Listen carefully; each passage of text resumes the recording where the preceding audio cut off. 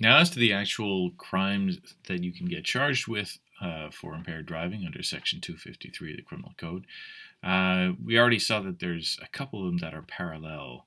And the first one is really the older one. It's driving while impaired. It didn't used to be called that, but it was changed to driving while impaired in order to make clear that it wasn't just if somebody, it's not so much about the intoxication itself, but it's how the person is able to drive. And notice that the offense isn't driving while under the influence. Technically, what you're not being charged for is being under the influence of alcohol. And if all the police can establish is that you're under the influence of alcohol, then they haven't made out the crime. They won't be able to succeed on that. That's partly why more successful charges are in place under driving over 80 that we'll talk about, because that's black or white. It's whether or not the breathalyzer says that this is the blood alcohol content in your blood. The police don't have to establish or testify that you're swerving or doing anything wrong. They're just showing, well, this is the alcohol in this guy's blood, and that's a crime in itself. In this one here, driving while impaired, really what the police have to establish is that the way that you're driving was bad. Exactly how bad, they don't have to get to a certain degree where it's something like a marked departure from good driving. They don't need to establish that, well, he was 10% worse than he usually is. However, it's not enough for them to just establish that you were breaking some rules of the road. That doesn't necessarily on its own count for impairment. It's also not enough to show that you were driving differently. Really, they have to show that you were impaired. And so these cases can be messy for the prosecution. And if you live in a rural community where the police don't have calibrated breathalyzers, then the prosecution can often have their hands full arguing these cases in court. These cases can be established even when there's no breathalyzer. The police can charge you even if they don't have a breathalyzer, right? If they can establish through their testimony that the way that you're driving was impaired, it was not necessarily just different, but bad, you were driving badly, to put it plainly, then, and they can convince a judge beyond a reasonable doubt that this wasn't just because you were stupid or you have bad driving habits, but that it was directly connected to impairment by alcohol or a drug, then you're busted. And the way they build evidence for this is through roadside tests, right? If they see that you're speeding up and slowing down or swerving between lanes, then they'll have reason enough to pull you over. They pull you over, they get you out of the car, and they say, all right, I need you to walk this line. It's kind of the classic old school way of doing it. What they'll do now is generally less, if you live in the city, less focused on roadside tests of coordination. Typically, what they'll do is they'll have a screening device, which is kind of like a preliminary pass-fail test that isn't really as good for evidence purposes as a breathalyzer, but it helps them be able to establish that their impression that you are impaired by alcohol is right. It's a thing that you blow into, and if it fails, then they're like, all right, now I'm actually going to go through the trouble of administering a full-on breathalyzer test. Now, again, all this happens more often these days, but this offense of driving while impaired doesn't require that. You don't have to pass a breathalyzer. You don't have to breathe into a breathalyzer or anything like that. The police are trained to watch for specific symptoms: glassy eyes, bloodshot eyes, alcohol in the breath, slurring of speech, lack of coordination. They're trained to observe for these specific things because they know that the messy testimony that's needed for these cases requires them to be specific about what it is that showed them that you really were impaired.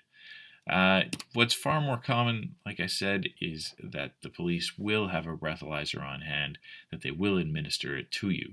And the advantage here is meant to be that this takes a bit of the he said, she said argument out of the whole traffic stop, and that they have an instrument that's establishing evidence that this is the blood alcohol content that you had at that moment.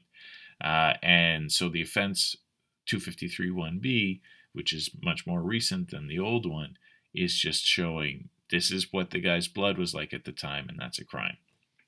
And this is the prosecution is in much better shape to be able to establish this. Doesn't mean that if they have a breathalyzer that they'll always 100% win a conviction as the prosecution. There's technical grounds that are curtailed a little bit more recently in the last 10 years. where the defense can try and establish that at the time that the breathalyzer was administered, that it wasn't necessarily accurate, that the blood alcohol content, maybe when you were driving, when you were pulled over, was one thing, but if they did the breathalyzer a half hour later at the police station, maybe your blood had changed. Because sometimes your blood alcohol content can actually increase after you've stopped drinking because of the alcohol in your stomach. So there's still some wiggle room for these cases. It's not absolutely black and white, but it's less messy than just testimony about how impaired you were. This offense, care and control, is not a separate section, it's still in section 253, but it's important for everyone to understand that if, let's say, you're leaving a party and you drove to the party and you realize, you know what, I'm definitely drunk right now. It would be a bad idea for me to drive home. I'm going to just sleep this off. And you decide to go into your car, close the door, and just sleep it off, and figure the next morning you'll drive home when you've sobered up a bit. You have to be very, very careful about this because you can get charged for, it's not really impaired driving, but it's being impaired and having the care and control of a vehicle. And people often get busted for this in Canada in the winter because they'll get into the car to sleep it off, thinking that they're being responsible. And then they realize, well, this car is very, very cold because it's winter, so they want to turn on the heater. So they just turn on the car to put on the heater. They don't put the car in drive. They don't even take the parking brake off. But if you're sitting in the driver's seat with the keys in the ignition turned on, then that in itself is a crime under the criminal code. You don't have to have been driving to be convicted of drunk driving here. These cases happen very often. Really what the rationale is they're concerned that you'd be in a position where you might accidentally wake up in a bit of a stupor and put the car in motion, or even that your elbow might just push it into drive. So if there's any risk at all of the car starting in motion, then the police have a good case to be able to bust you for this.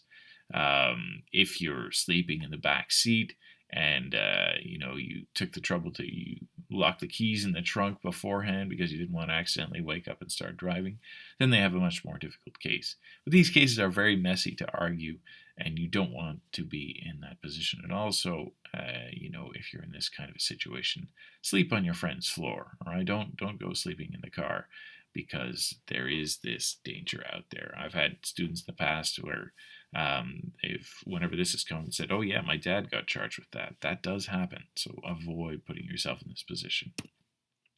Now, I already mentioned there's this crime in place where if you say to yourself, well, I'm pretty smart, and so even if I'm drunk, I'm not going to give them the evidence of a breathalyzer test. Well, if the police have a good reason to ask you for a breath sample, if they have reasonable grounds, like a justifiable reason to ask you for a breathalyzer sample, then it doesn't matter whether you were drunk or not. You could be entirely sober, but if the police had good enough reason based on what they were observing to require a breath sample and you refuse to provide it, then the penalties for that are the same as if you had been driving while impaired. So this is to catch that loophole so that people can't just try and foil the system by not providing evidence. Failure to provide evidence by refusing to provide a legitimately required breath sample is itself a crime under Section 254. This offense, driving while disqualified, you'll see this in criminal records of people with multiple drunk driving convictions. Often it can be very difficult for people to make their way through their working life without a driver's license. So if they are found guilty of driving while impaired and they decide, well, I'm just going to try and drive anyway and hope the police don't catch me, then if you're driving and you're pulled over for whatever reason, and you are still disqualified and you haven't taken the steps to reestablish getting your license legitimately again, then there's a separate crime for that. Often in some jurisdictions, they kind of have a rule of thumb that a standard sentence for something like this would be 30 days in jail. And these convictions, you'll often see them piling up for some people who just decide that they've got to drive no matter what. Now, these disqualification prohibitions can be quite substantial. For the minimum period of time that if you're convicted for the first time for drunk driving, the minimum period of time that you're not allowed to drive afterwards is 1 year. For a second conviction, I believe, I'd have to look this up, but I believe it's 3 years minimum after your second drunk driving conviction. And so these can seem like very long periods of time for you to not be able to drive, especially if you live in an area without public transit or you don't have family that can help you by driving you around. So for a lot of people, these driving disqualifications are the most onerous consequences of being convicted and can lead them to getting convicted for these other offenses. Now, I've already alluded them to a little bit. The consequences for drunk driving. There are mandatory minimum sentences in place. As I explained before, judges used to be too soft on drunk drivers because it was kind of socially accepted. So Parliament put in place mandatory minimum sentences, and that means that there's a few things that are unavailable. With a mandatory minimum, you cannot get an absolute discharge. You can't get a conditional discharge when there's a mandatory minimum. So that means that people who might normally have a pretty solid argument to make for a discharge, if they run a company and they say, well, I can't go to the States with a conviction, so please, judge, give me an absolute discharge. That's not even an option available to a judge for drunk driving. Instead, the judge has to give you an absolute minimum of $1,000 fine for your first offense, as well as a 1 year minimum driving prohibition. They can even go all the way up to 3 years. They can also sentence you to jail, but typically they don't for a first offense. However, for a second offense, they have to send you to jail for at least a month. That's in your second offense. This is your only criminal history. It's a minimum 30 days in jail. And the prohibition, I said it was 3 years before, sorry, it's minimum of 2 years going up to 5 years. For your third offense, that's when you have a minimum 3-year prohibition and a minimum 4 months in jail for your third offense. But by this point, look, this may be a little soft already. You might get judges giving you more than 4 months if you're a habitual offender for this kind of thing, if you're a danger to everybody else on the road. After the third offense, or even just generally speaking, there's a maximum of 5 years prison sentence, even for your first offense. If somebody gets hurt, that changes to a maximum of 10 years. And if somebody gets killed as a result of your impaired driving, then life imprisonment is on the table, as the judge can impose that upon you. Now, there is a system that exists in some jurisdictions in Canada, depending on where it's available, where let's say you have a 1 year prohibition from driving, then you can apply for when 1/4 of that period of time has gone by. So if you have a 1 year, that'll be after 3 months. You can apply to have an alcohol interlock system installed in your car. That's kind of like a breathalyzer in the ignition. Like you have to blow into it to provide a breath sample to establish that you're not drunk, and then the car will actually start. This is a very expensive system to install in your car, but for a lot of people, the expense is worth it if they absolutely need to drive around. In addition to those criminal provisions, you might also run into penalties that come from the province, because the province doesn't decide criminal laws, but they do decide licensing of drivers.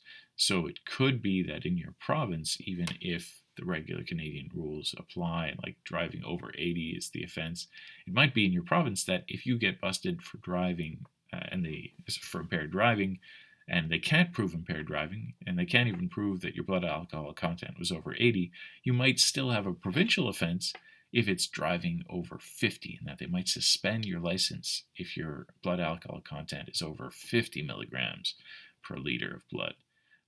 There can also be the case that your driver's license may be suspended for longer by the province than the criminal prohibition, right? Like the criminal prohibition might say, okay, you can only, that your license is suspended for a year. Until you reestablish getting your license back, you still can't drive, right? It might be the case that the province requires you to follow some sort of training or some sort of schooling about responsible driving before they'll give you your license back. So the actual period of time between when you lose your license and when you get it back may be longer than 1 year.